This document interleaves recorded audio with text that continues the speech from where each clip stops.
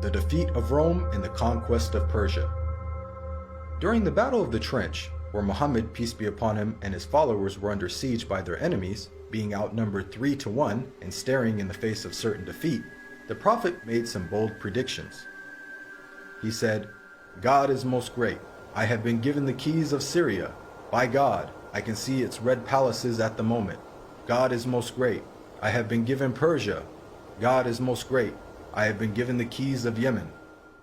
At that moment, Muhammad had made the astonishing claim that the Muslims would not only take the lands of Yemen and Syria, much of which was under the occupation of the Roman Empire, but that they would also defeat the mighty Persian Empire.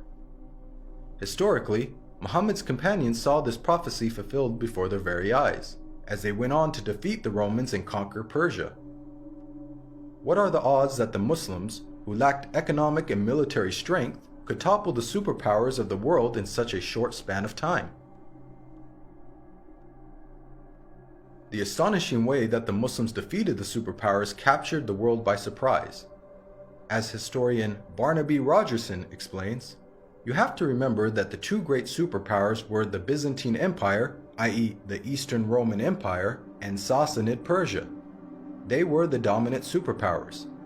If you're putting it in a modern parlance, it's a bit like the Eskimos taking on the United States of America and Russia.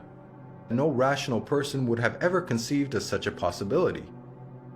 This sentiment is echoed by historians who cannot explain how Islam became such a dominant force so quickly.